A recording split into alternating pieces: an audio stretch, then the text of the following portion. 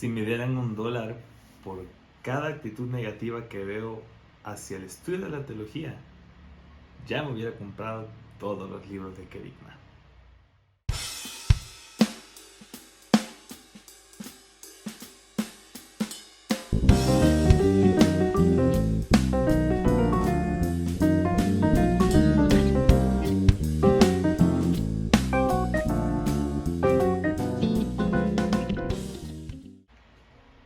Bueno, creo que vamos a tener que trabajar sin las lentes.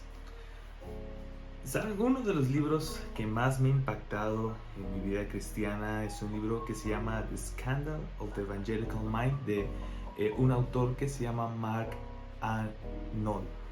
En ese libro, en las primeras líneas, él escribe que el escándalo de la mente evangélica es que ya no hay tal cosa como una mente evangélica.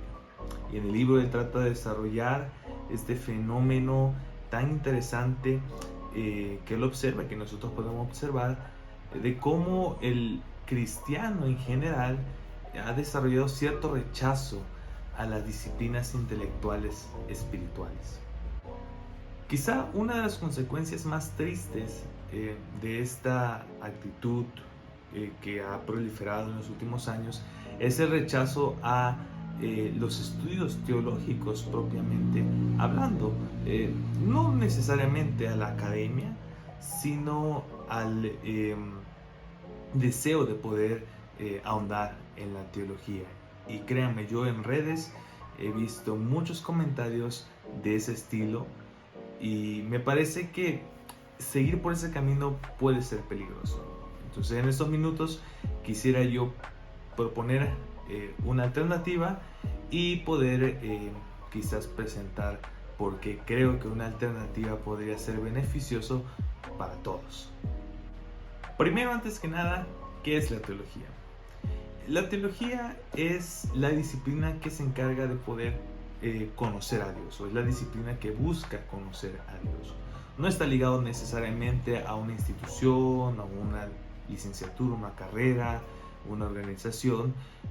Hacer teología es hablar y pensar de Dios. Y yo creo que no se necesita una escuela para poder hacer teología en ese sentido.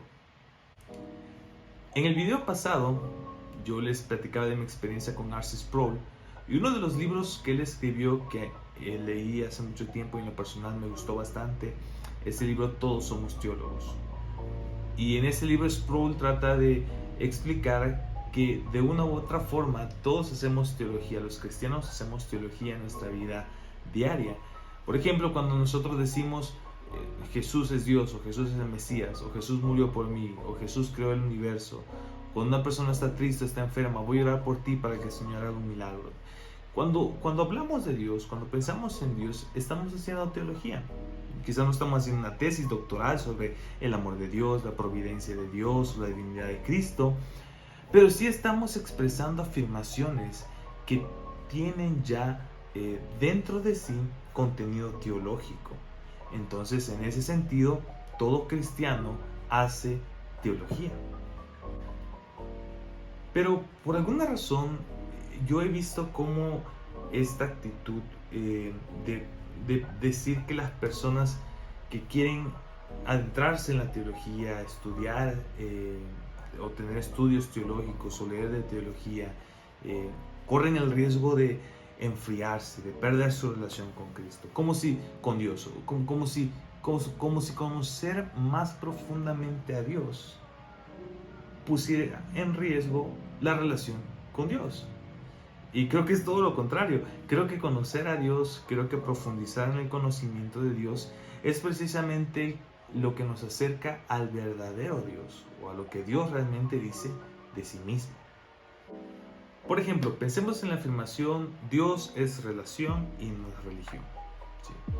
Quizás es una frase muy ambigua porque depende de qué quiera decir el sujeto con relación y religión, pero en términos generales, al menos como yo entiendo o he visto que se ha utilizado, lo que esto quiere decir es que importa más cómo tú te sientas, qué es lo que tú pienses de Dios, como tú lo entiendes, a lo que ya se ha dicho o lo que ya se ha escrito o lo que ya se ha definido. Y aunque es muy importante y no podemos nosotros alejarnos o despegarnos del aspecto interpretativo de la teología, me parece que ese distanciamiento entre el hecho y lo que siento o la información y lo que a mí me parece es peligroso. Es peligroso porque el discurso teológico, lo que nosotros hablamos de Dios, no solamente importa en la academia o dentro del templo, sino en la vida diaria. Como les decía hace un momento, todos los cristianos de una u otra forma hacemos uso del lenguaje teológico y nosotros debemos de tener cuidado qué decimos de Dios, qué información nosotros damos de Él, especialmente porque el cristiano pasa mucho, o debería pasar mucho tiempo hablando de Dios. Por ejemplo, pensemos en la doctrina de la Trinidad. La doctrina de la Trinidad quizás es una de las doctrinas más complejas dentro del cristianismo, y en muchas ocasiones yo he escuchado, y yo en algún momento lo dije, cuando uno trata de hablar de la Trinidad, uno dice cosas como, por ejemplo, Dios es como el agua, que puede estar en estado líquido, sólido y gaseoso. Dios es como un trébol de 3 hojas, es un trébol pero con 3 hojas, y cosas por el estilo. Son herejías.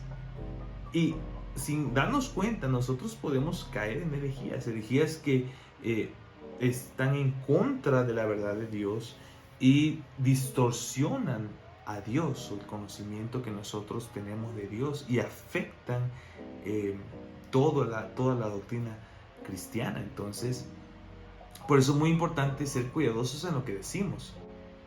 Pero podríamos pensar en ejemplos más comunes. Podríamos pensar, por ejemplo, en el padre que, con tal de que su hijo se porte bien y con todas las buenas intenciones del mundo, le dice: hijo, debe de portarte bien, porque si no, Dios no va a escuchar tus oraciones, o Jesús va a estar enojado contigo, o algo así. Es lenguaje teológico, lenguaje religioso mal utilizado o con mala información que produce efectos dañinos en la forma en que el niño va a crecer entendiendo a Dios. O también como el amigo que se va al gimnasio y está ahí levantando pesas y dice: todo lo puede en Cristo que me fortalece.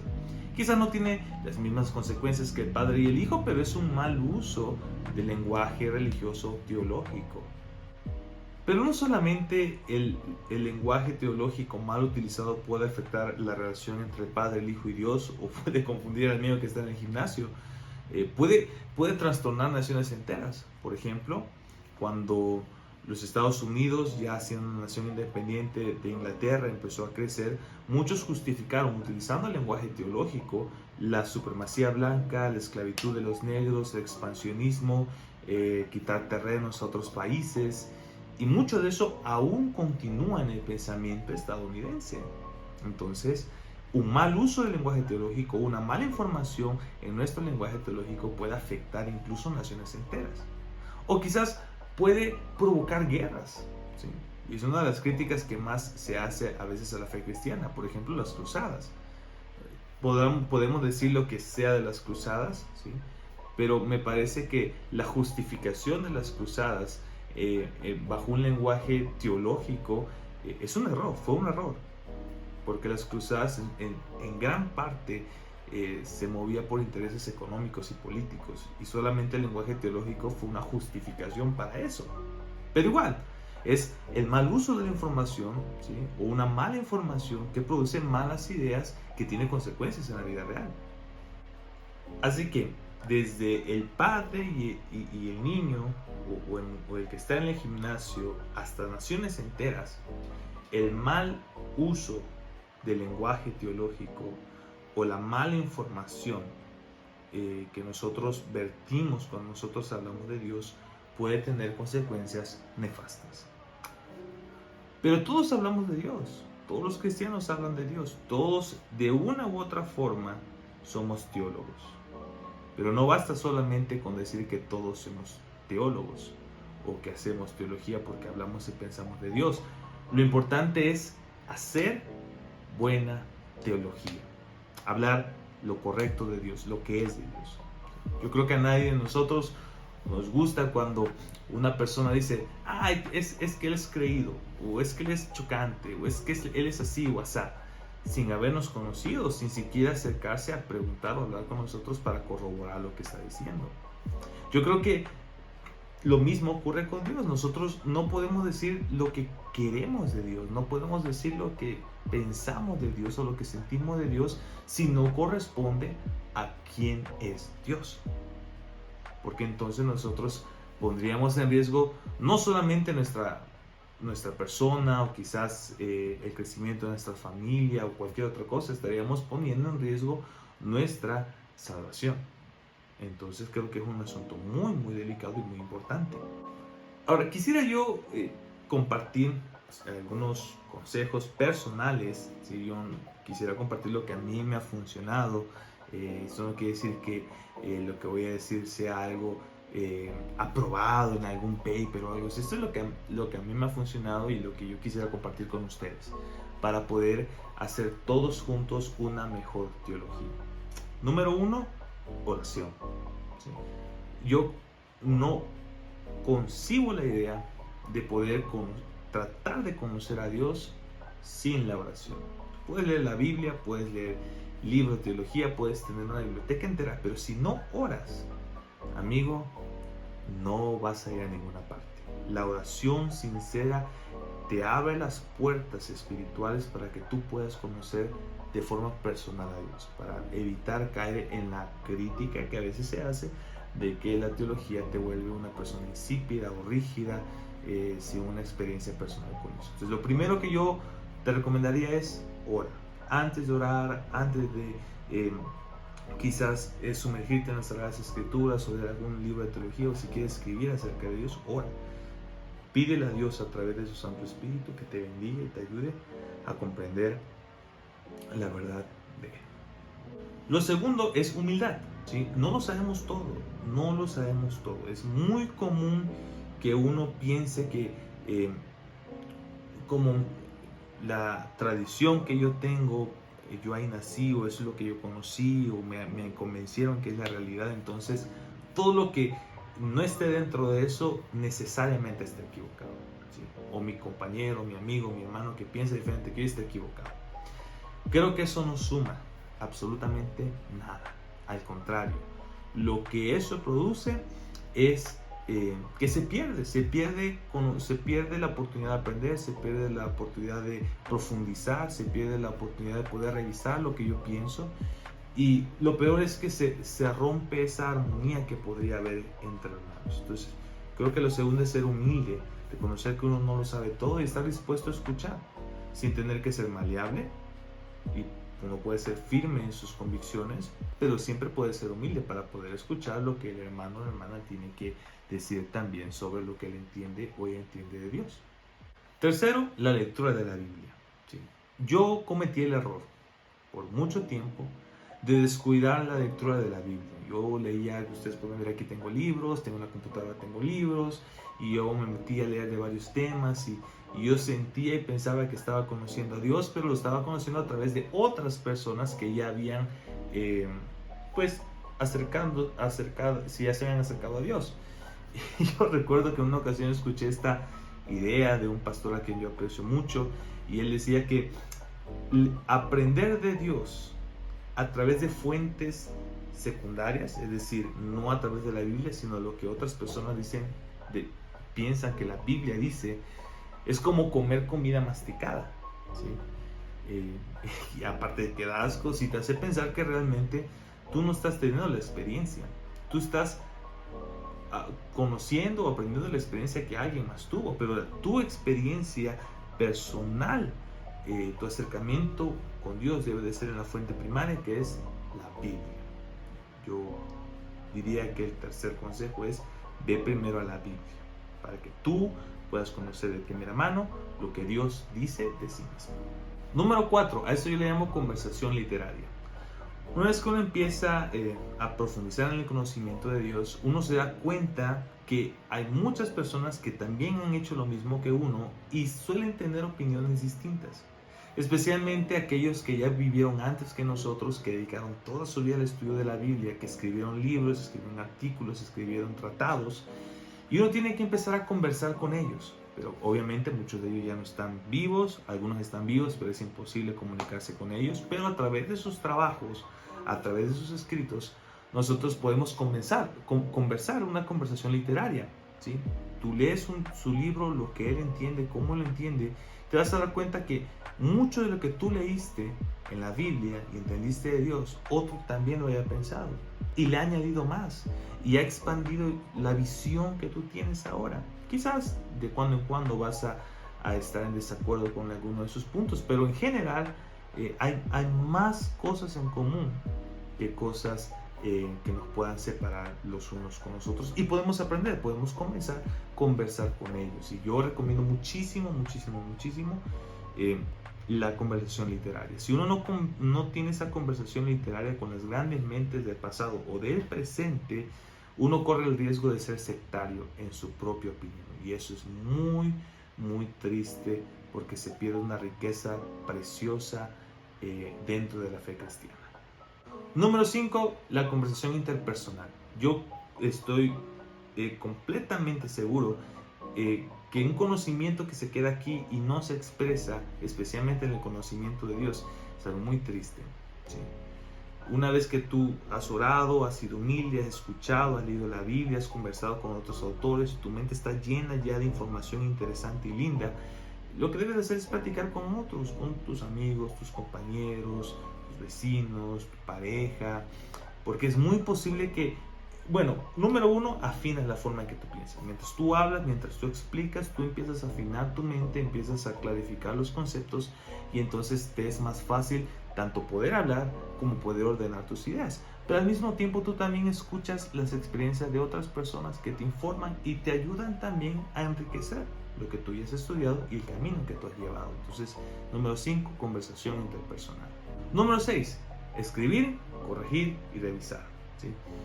Yo suelo tener estas libretitas, por ejemplo, esta es del año 2019, aquí se pueden ver, por ahí tengo otras, por allí.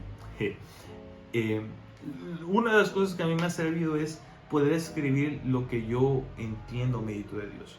Cuando yo reviso, por ejemplo, lo que escribí aquí en el 2019, con lo que escribí en el 2020, por ejemplo, y por ahí está la de 2021, me doy cuenta que muchas cosas han cambiado. Muchas cosas que yo creía en el 2019 ya no las creo ahora, y muchas de las cosas que antes no entendía, ahora las entiendo. Y muchas dudas que tenía antes, ahora las he resuelto. Y muchas dudas que tenía ahorita, hace años ni siquiera se me hubiera ocurrido poder tener esas dudas. Entonces, eso nos ayuda a poder ir creciendo. Quizás hay cosas que nosotros pensábamos que no estaban bien, pero con el tiempo nosotros podemos corregir y podemos crecer en la fe, ¿sí? Eso nos ayuda también a poder depurar el conocimiento que nosotros tenemos de Dios. Bueno, esos son 6 consejos prácticos, rápidos, para poder hacer teología en casa sin tener que ir a un seminario. Y yo sé que hay muchos artículos y muchas personas que saben más que yo, que pueden dar mejores consejos, pero si esto te sirve, amigo, amiga, adelante. Yo sé que si tú estás viendo este video es porque estás interesado en conocer a Dios, entonces yo sé que de una u otra forma esto te va a poder ayudar. Ahora, para terminar, quisiera yo compartirte 2 ideas que aprendí del gran Agustín de Hipona, que es uno de mis grandes héroes de la fe. Nunca lo conocí, obviamente, pero yo lo aprecio porque su historia, yo me identifico mucho con su historia, con lo que él pasó, con lo que él luchó. Y bueno, 2 ideas que yo quiero compartir rápidamente con ustedes antes de terminar este video. La primera idea que quiero compartir con ustedes es Fides Quaerem Intellectum, que es de latín la fe en busca de conocimiento. La idea que Agustín trata de compartir con esta frase es que la fe es lo primero en el conocimiento teológico. Es decir, para poder empezar a conocer a Dios, nosotros empezamos con la fe. Empezamos con la fe, que es una fe, pues, que acaba de nacer. Nosotros empezamos a conocer a Dios, nos maravillamos, es lindo y todo. El conocimiento teológico empieza con la fe. pero no nos podemos quedar en ese nivel de fe. Nosotros tenemos que madurar, tenemos que buscar, como la misma frase dice, buscar ese crecimiento intelectual. Y no por intelectual me refiero que solamente sea aquí, sino que tenga coherencia lo que yo creo. Y empezar a crecer, poder profundizar, poder conocer más, poder enriquecer mi mente y mi corazón del conocimiento de Dios, ¿sí? Es decir, dejar de tomar lechita para poder probar el alimento sólido, como Pablo dice, que nuestra fe debe de crecer. Entonces, es una idea que a mí me gustó, me quedó y me ha ayudado a siempre tratar de profundizar más, y yo estoy seguro que te puede ayudar a ti también. La segunda idea es un poquito más larga, la voy a tener que leer, es in necessariis unitas indubis libertas in omnibus caritas. No sé latín, así que si alguien sabe latín me puede corregir si lo pronuncio bien, pero básicamente lo que esta frase quiere decir es: en lo esencial unidad, en lo dudoso libertad y en todo caridad o amor, ¿sí? Básicamente lo que Agustín quiere decir en esta frase es que la fe cristiana tiene bases, ¿sí?, sólidas, inamovibles, que no podemos nosotros cambiar. Por ejemplo, la divinidad de Cristo, la existencia de Dios, el plan de redención o la muerte de Cristo por nosotros. Es decir, el cristianismo tiene ciertas bases que sin ellas no podríamos estar hablando de cristianismo. Es decir, si yo no creo que Jesús es Dios, yo no puedo ser cristiano. O si yo no creo que Dios existe, como algunos por allí, que en algún momento vamos a platicar de ellos, que tienen ideas medio raras, no se pueden llamar cristianos, porque son las bases que le dan forma al cristianismo. En esas bases nosotros siempre tenemos que buscar la unidad. Un tip también para todos nosotros es que siempre que entablemos conversaciones con personas de diferentes tradiciones cristianas, siempre tratemos de partir de lo común, ¿sí?, a lo que quizás no compartimos, porque cuando tenemos terreno en común es más fácil poder comenzar a conversar. Lo segundo que dice Agustín es: en lo dudoso libertad. Yo entiendo, por lo que Agustín está diciendo aquí, que hay ciertas doctrinas que se prestan a interpretación, ¿sí?, y hay muchas interpretaciones distintas. Por ejemplo, cuando él habla de Génesis, él da ciertas interpretaciones de Génesis, pero no es dogmático en decir esto es lo que es. Y hoy por hoy nosotros podemos ver el debate que hay, por ejemplo, en cómo entender la doctrina de Dios. Vemos, por ejemplo, que algunos se ajustan al modelo clásico, algunos el clásico modificado y otras cosas, ¿no?, que quizás más adelante podemos ver. Yo creo que en esos aspectos nosotros podemos tener hasta cierto punto libertad para poder profundizar, ¿sí?, para poder profundizar, pero no para imponer necesariamente, sino para poder sumar a la conversación, porque es posible que al poder ver diferentes puntos de vista nosotros podemos ya sea ajustar nuestra visión o reconocer que la otra estaba más acorde a lo que Dios ya reveló. Y lo último, en todo caridad o en todo amor. Mira, Dios es amor, y si tú eres cristiano o eres cristiana, quieres conocer a Dios, tienes que amarlo a Él y amar a tu prójimo. Si tu teología o tu estudio de la teología te lleva a ser orgulloso, quizás te lleva a ser prepotente, está mal, ¿sí? Y esto no es solamente para los fariseos, también para muchos liberales, que yo escuché a uno que decía: yo antes era como tú, pero ahora ya, como si fuera el iluminado. Eso no es amor, ¿sí? Aunque lo pongan ahí en sus comentarios que todo amor, eso no es amor, ¿sí? Yo creo firmemente que la buena teología termina en doxología. Es decir, si tú haces buena teología, tú vas a terminar amando y adorando a Dios, porque la teología, eso te mueve, adorar a Dios, amarlo, a decir qué maravilloso es mi Dios. Y por lo mismo, como tú amas a Dios, amarás a tu prójimo, ¿sí? Así que ya se puso medio milético al final, pero bueno, yo quería tocar este tema, quería animar a todos los que me están viendo para que puedan seguir en su crecimiento teológico, y espero que lo que acabamos de decir ahora te pueda servir para poder crecer en la fe y compartir a otros lo que tú has conocido de Dios. Nos vemos en el siguiente video.